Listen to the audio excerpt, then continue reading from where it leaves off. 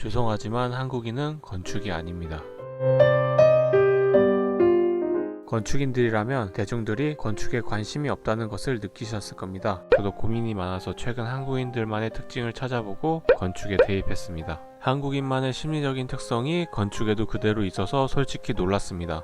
일단 간단한 질문을 하나 하겠습니다. 멋있는 사진 vs 멋있는 곳에서 내 친구, 연인, 가족들끼리 찍었던 사진 중에 하나만 고르라고 한다면 어느 사진을 고르실 건가요? 한국인들은 대부분 후자를 택할 겁니다. 이런 성향을 주체성, 관계성의 특징 때문이라고 보고 있습니다. 건물이 멋있는 건 멋있는 거고 내가 어떤 관계 속에 있는지, 내가 주체가 되었는지가 한국인들에게 아주 중요합니다. 최근 언급한 더 현대서울은 사람들이 건물의 완성도를 관심 있어 하지만 단언하건대 일반인 중에 건물의 완성도만 보려고 오는 사람은 없습니다. 이색적인 건물, 유명한 브랜드, 유튜버에 소개가 되었고 대부분 이분들과 관계가 성립되고 싶어 합니다. 여기서 한국인들의 세 번째 특징이 나타납니다. 복합 유연성입니다. 비교 문화 연구를 하면 한국인들은 대부분 좋은 것도 아니고 나쁜 것도 아닌 보통의 판단을 많이 내린다고 합니다. 서양에 비해 호불호가 거의 없다는 것입니다. 쉬운 예로 짜장면과 짬뽕의 호불호가 없이 둘 다 좋아하는 상태에 있으니 한국인만의 특이한 메뉴를 만들어 뒀습니다. 짬짜면입니다. 반씩 먹을 수 있게 메뉴가 나옵니다. 이렇게 한국인들이 변형시킨 문화가 한둘이 아닌데 건물도 마찬가지입니다. 더 현대서울을 보면 외관은 외국에서 많이 쓰이는 구조주의 건축 양식의 한국적인 색깔, 내부는 네오모더니즘 양식이고 공원, 백화점, 순환식 구조, 노출천장, 유리천장 등등 사람들이 뭘 좋아할지 몰라서 다 합쳐놓은 것 같습니다. 참고로 네오모더니즘도 건물에 자연을 끌어들이는 방향이 밖에서 안으로 들어와야 되는데 더 현대서울은 건물 중심에서 건물 외곽으로 자연이 확장되는 방향입니다. 이게 좋은 디자인인지 잘 모르겠지만 내부와 외부가 엮여 있기도 하고 외부와 내부의 중립적인 느낌도 듭니다. 여러분은 어떤지 의견을 좀 남겨주세요. 이건 건축가가 네오모더니즘을 가지고 백색을 추상적으로 사용했지만 자연물은 입맛에 맞게 바꿔놓은 것입니다. 이런 특성은 속성별로 분류하는 서양 사람들 입장에서는 특이한 건데 서양 사람들은 오늘은 백화점 가고 내일은 공원 가고 일 끝나고 집에 가는 길에 바에서 한잔하면서 친구들이랑 수다 떨고 감동을 받고 싶으면 미술관이나 재즈바 같은 문화생활을 각각 따로 하려 합니다. 한국인들처럼 한꺼번에 하려 하지 않습니다. 한국 사람들의 이런 심리적인 특성 때문에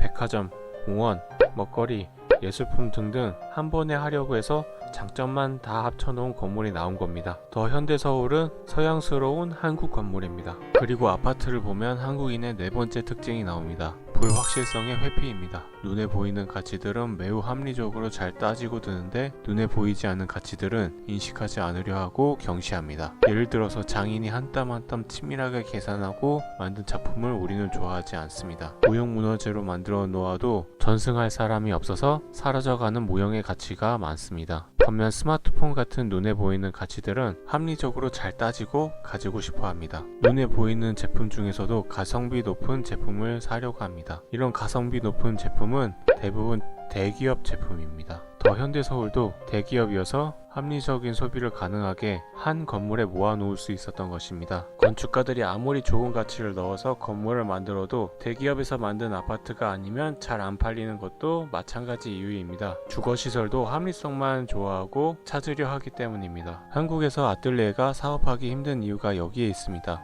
여기서 한국인의 다섯 번째 특징이 나타납니다. 착각적 통제감인데요. 집을 사는 건 나쁜 건 아니지만 가끔 한국인은 집을 사기 위해 사는 것 같습니다. 힘들게 공부해서 입시 보고 몇십 년간 일해서 돈 모아서 대출 끼고 아파트 사서 집값 열심히 올리면 인생을 보상받았다고 생각합니다. 그런데 안타깝게도 실제 보상이 될지 안 될지는 아무도 모르는 겁니다. 슬픈 이야기인데 정년이 돼서 퇴직을 하면 자기가 어떤 사람인지도 모르고 집밖에 남은 게 없어서 공허함만 남는 사람들이 많습니다. 더 슬픈 게 한국인들은 관계성 때문에 집 말고 사람을 좋아하는데 남은 게 집밖에 없는 상황인 거죠. 참, 이럴 거면 인고의 세월들이 얼마나 허무하겠습니까? 제가 드리고 싶은 말은 집이 목적이 되기보다는 자신이 지향하는 삶의 안전한 거점이 되었으면 합니다. 여기서 한국인들의 여섯 번째 특징이 나타납니다. 가족 확장성입니다. 한국인들은 모르는 식당 아줌마한테도 이모라 부릅니다. 조금만 친해지면 형님, 동생, 언니, 고모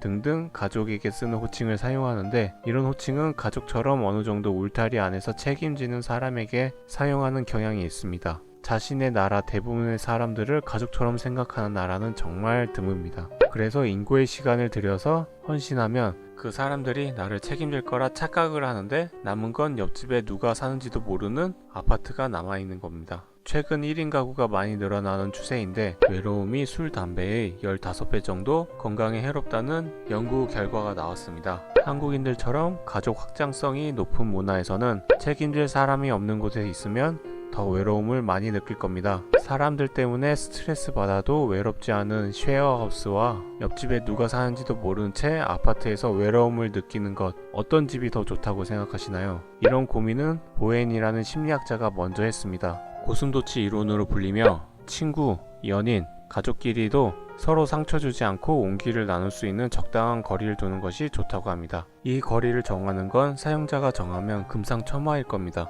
마지막으로 심정 중심주의입니다. 행동과 말보다 어떤 마음과 의도를 가졌는지 그 마음을 알아주는 걸 좋아합니다. 예를 들어서 영화에서 말하는 억지 감동이나 고객센터에 사랑합니다 고객님이 있습니다. 이렇게 심정 중심주의가 주체성을 만나면 건축주가 불법을 요구하거나 제도 개선을 안 하고 제도를 또 만드는 불상사가 일어나거나 우왕 업무, 과제가 나오기도 합니다. 물론 이런 건축 불법, 제도, 업무, 과제 등등 대한민국을 성장시키는 동력원이 되긴 했습니다. 그런데 지금은 이런 동력원이 건축 산업을 저해하고 있습니다.